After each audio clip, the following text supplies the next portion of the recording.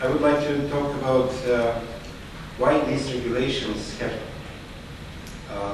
For the last time, full cost-benefit analysis of the EU regulations was done in 2000, actually 2001, on the basis of the data of 2000.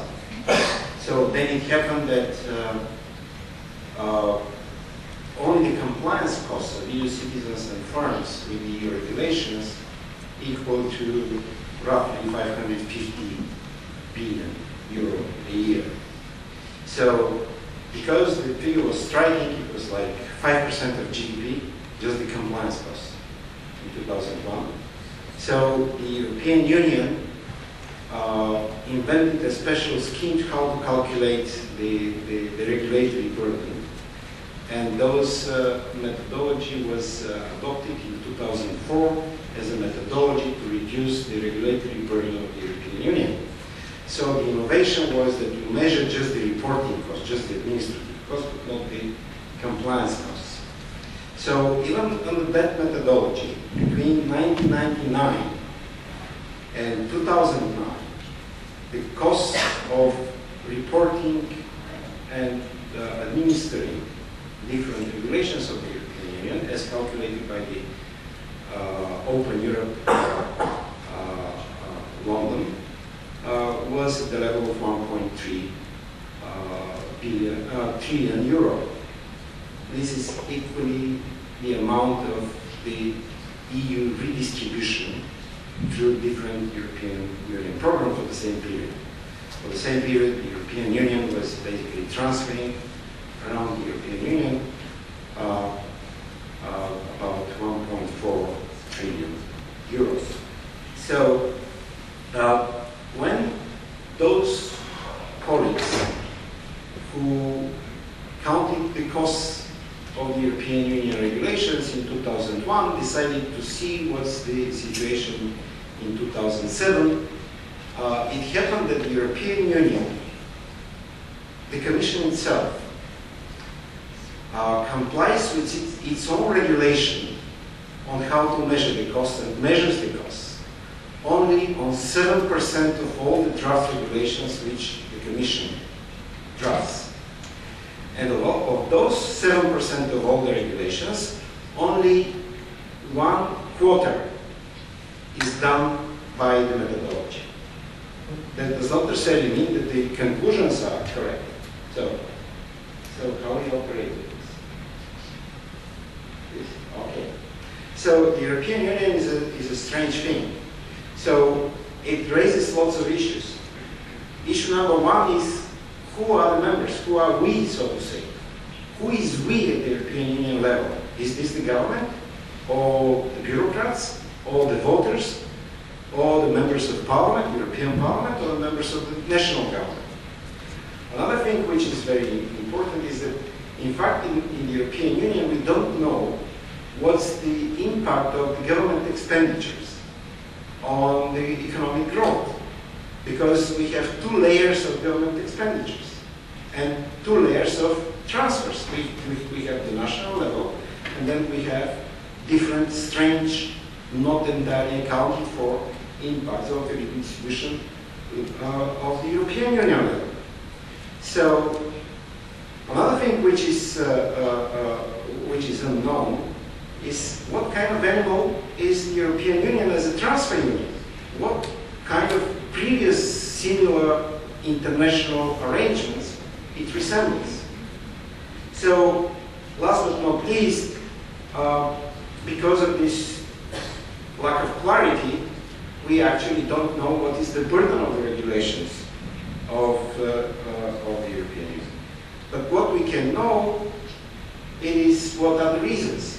And I believe one of the reasons, probably the most likeliest one, was discovered not so long ago in one of the latest works of Gordon Tullock, who basically explained why the secret of taking money and imposing regulations is the promise to give some money and do some good, for the voters.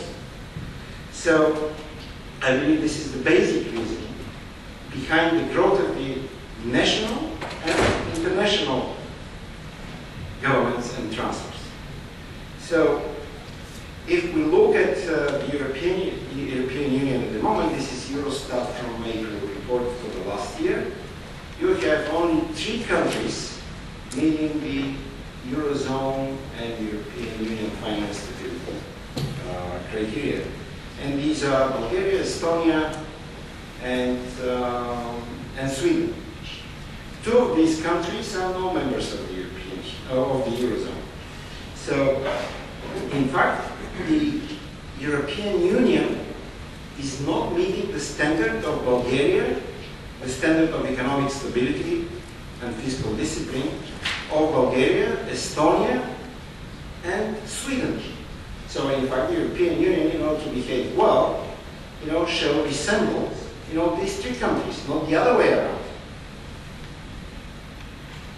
So, what are the reasons? So, I don't see Jose here, but he was right on multiple effects of unaccounted and not put under control social welfare expenditures. If you look at the government expenditures at the eve of pointer, at the eve of the World War I, it's in France, the biggest government, it was like 17%. And if you look today, that's 2007 actually, today is 57%, not 52% like in 2007. Even Germany.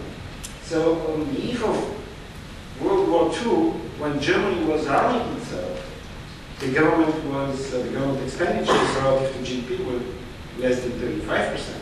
If you look at Germany today, it's much more. It's actually 50% more, almost 50% more than the size of the government on the eve of the World War II. So, and if you look at the social welfare, so what is this now? Okay, you see France. So in the 20s, social welfare transfers in France were less than 1.5% of GDP. And we look what you have now, you have a growth of more than 28 times. So, and if you compare the government expenditures with the social expenditures, you will see that social transfers within all these countries, but this is the story of the entire European Union and also the United States, social transfers are typically between 50 and 60% of all the government expenditures. So the point here is, these are the government expenditures, the same report of the Eurostat. So why? I mean, obviously the economic reason is the size of the transfers, the growth of the welfare state, and so on and so forth. And this growth obviously increases the fiscal deficit, obviously increases the government debts to GDP. Sorry? So, what are the reasons for this? So, economics basically explains some of the reasons. The basic reason is in the choices people make. So, regrettably, Pierre Bressard is not here, but in 2007 we, actually not only us, but 17 economists led by Ruta Vainiene from the Lithuanian Free Market Institute, we tried to induce some rationale in the European Union budget. How it is formed, what is it used for, and that sort of stuff. We explained the procedures and we proposed some of the solutions. So, in fact, we didn't succeed at all. I think from Slovakia, who was a member of the group was Jan Orlans. So, and it was a group of brilliant economists, and this is the best document on European Union budget ever written. So what we produced, we started the EU budget in 2007. But we didn't have any success with this. We didn't have any success on the eve of this new European Union budget planning period. So we failed completely. So We failed. I don't know why we failed. I know why, the union, or the politicians of the union, or the people of our countries, the voters of our countries, did not follow what we were advising them, because we tried our best and we are very efficient. In many countries we managed to produce, sizable economic reforms, reasonable economic things like reducing taxes, and imposing the rules of the game, and that sort of stuff. I think the basic reason for failing European Union is the structural ignorance. Jose was, or entrenched economic ignorance. Jose was speaking about Chicago boys in Chile. So we don't have, Chicago boys. So what we have politicians and groups of interest and voters whose main characteristic is economic ignorance.